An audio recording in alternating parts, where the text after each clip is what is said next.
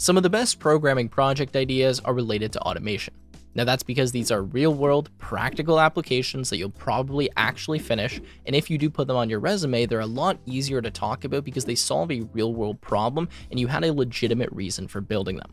So that's why in this video, I'm going to share with you a ton of programming automation ideas. Now you can code these in any language, with any tech stack, or with some automated tools, completely up to you. Some of these projects are very simple, some of them are a bit more complicated, and some of them I actually built myself, so I can give you a quick demo in this video.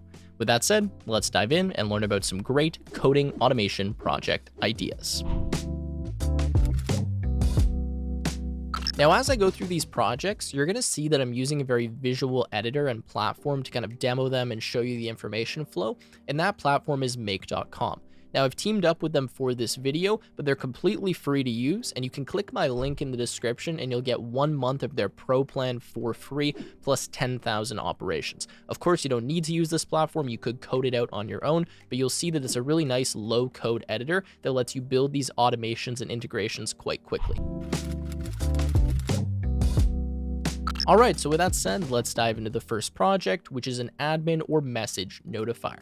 Now, as you guys know, I have a pretty large Discord server. It has over 30,000 people in there. And as you can see on the right-hand side of my screen, it's pretty chaotic. We've got a bunch of channels. People are pinging me all the time, direct messaging me, and I end up missing important messages from my admin and staff team. So what I set up in Make here is an integration where I connect to my Discord, I listen to the admin channel, and anytime there's a new message sent in that channel, I automatically go here to Gmail and send myself essentially a forwarded version of that message so that I know to go back to Discord and respond to that. Now that's because I check my email much more frequently than I check Discord, and you can see I just put a subject here, you received a new message, and then I put the content, but I could put who it was from, I could put tags, I could put all kinds of other information that Make provides here from the integration. Pretty straightforward. I'll quickly show you a little bit of a demo. Now, I can't actually run this because it's not going to do anything since I ran this since I've received new messages. But if I go to the explain flow here in Make, you can see that messages will be received and then they'll just be sent over there to Gmail and automatically sent to me. Now, I can run this manually, or I can set this on a schedule and run it every 15 minutes, 30 minutes, hour, whatever time frame I want. That's pretty much it for the first project, but this could be useful for pretty much any type of platform you have, Slack, Discord, email, whatever, where you're kind of aggregating important messages and sending them to the place that you check the most. All right, so moving on to project number 2, a little bit more complicated. This one actually uses ChatGPT and AI. Now, what this does is actually aggregate all of the money that has been sent and received from my bank account through something known as e-transfers. Now, in Canada, we have e-transfer. This is like an email money transfer, whereas in US, you guys have like Venmo, Cash App, all these other convenient platforms. Now, unfortunately, my bank account doesn't give me a history of all of the money sent in and out, and there's no like aggregated report. And I wanted to see, okay, how much money have I sent out and how much money have I received? So I set up this automation where what I actually do is I go to Gmail and I search for any emails from this specific address. Now, this address is where all of those email money transfers are kind of sent from. So it'll tell me like, Chris sent you $5, you sent John $20, whatever. It gives me information kind of about the receipt of the email. So what I do is I listen for any new emails here in Gmail, and then I send those over to ChatGPT, and I actually ask ChatGPT to break down the email, essentially to parse it for me, and to tell me what the value was in the email. So whether it was $10, $20, whatever the payment actually was, and if this was to someone or from someone, and who that contact was. So you can see I say, find the sender and the amount from the following e-transfer. Make sure you return it exactly in the format below, name, comma, amount.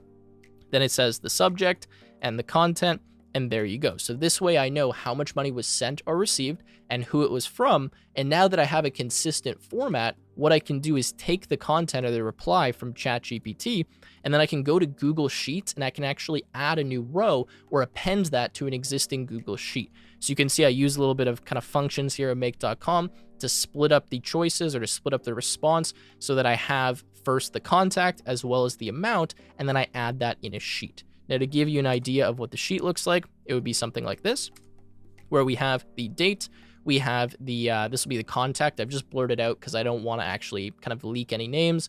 This is the amount of the e-transfer. and then the subject of the email, which is like you sent money, you received money, etc. Now, obviously, this would be a lot longer, but I don't want to dox anyone or share, too much financial information on here.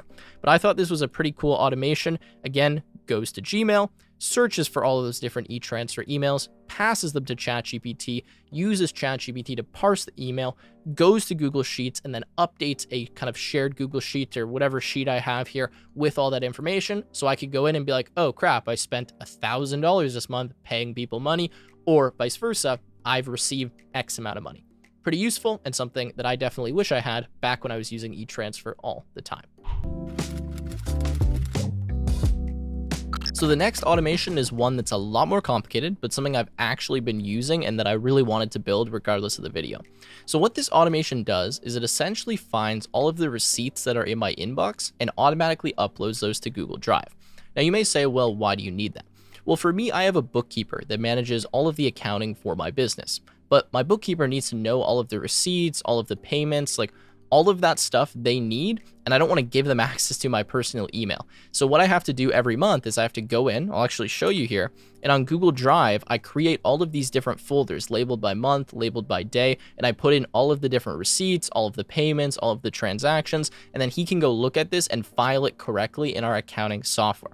Now that's fine, it doesn't take me a ton of time, but a lot of times I miss receipts, and it's just really inconvenient to do that. So what I did to mitigate that is I made this automation where what I'm doing is checking for any new emails. So it's running like every 50 minutes, every 30 minutes, whatever schedule I want. It then takes the email content, so any new emails received, passes it to ChatGPT, and it pretty much says, hey, tell me if this is an email or not. So rather than me having to write a big machine learning model or do something complicated, I just dump all the content to ChatGPT, give it a really simple prompt that says, tell me if this is an email or not. I'm here and I'm checking, in this router. Oops, didn't mean to do that. It's right here. Is this an email? So if it responds yes, then what I'm going to do is save that email as a PDF. Then I'm going to go and I'm going to start looking for where I need to save this inside of Google Drive. So you see this kind of mess over here? What this is doing is essentially locating the correct folder to place this email in. Because if we go back here, you can see that I have like the month that I'm in. So 08/2/23, and then I would have the specific day. So what I actually need to do is I need to first look, okay, does the month exist? If the month folder exists, I need to go inside of it. Then I need to check if the day folder exists. If the day folder exists, I need to go inside of it. And if either of those folders don't exist, I need to create them. So you'll see that what I'm doing here, and I don't want to go into all of the code, is I'm essentially checking, okay, does the month folder exist? Well, if it exists, go here. And then I'm checking, okay, does the day folder exist? Well, if it doesn't, create it and then upload it. If it does, just upload it inside of that folder. Now up here is pretty much the same chain, except we're just creating the month folder first, because if the month folder doesn't exist, well, we need to make that first before we can go ahead and upload into the day folder. Now that I look at it, it looks a little bit redundant the way that I've set this up in make.com. Obviously, if you guys were coding it, you could do it probably a bit cleaner, but you get the idea, right? So I have this kind of complex automation where I'm checking Google Drive folders, uploading stuff to Google Drive, and this actually works really well, where anytime I get a new receipt now, it just automatically uploads it to Google Drive. Obviously, it can make a few mistakes, but generally it's catching a bunch of receipts and putting them in there, so I'm spending a lot less time updating this kind of accounting record that I have for my bookkeeper.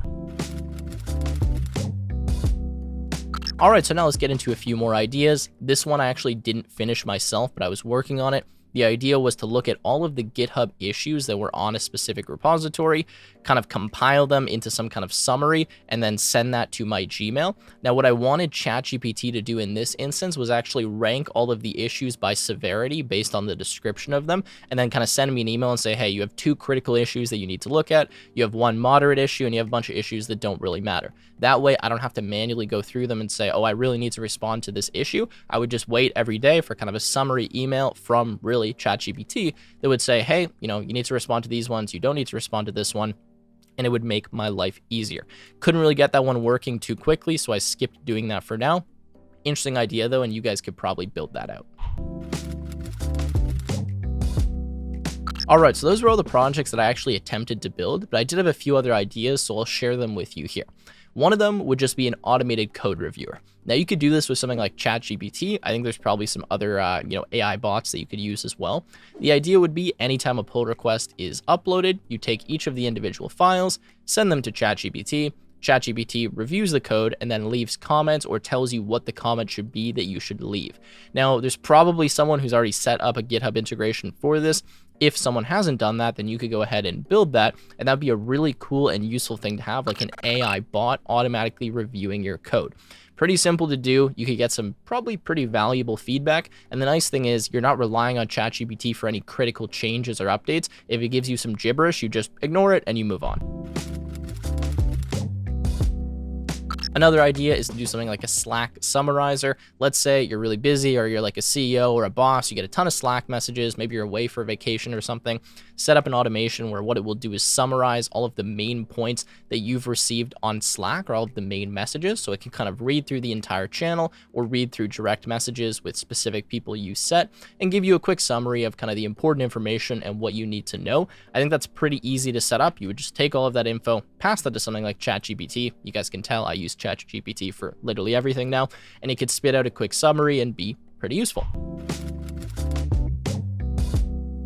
Next, something like an inbox organizer. So you could actually set up an automation using something like make.com, or you could just code this yourself, where anytime you receive a new email, it can automatically categorize that for you in some kind of folder. Now, obviously you could set that up on Gmail itself, but you may want some more advanced filters or some more AI behind that, where you don't need to go and write all of these crazy filters in Gmail. You can just do something like, hey, ChatGPT, categorize this email into one of the 5 following different categories, get the response from ChatGPT, and then just set that flag or set that folder or category on the email.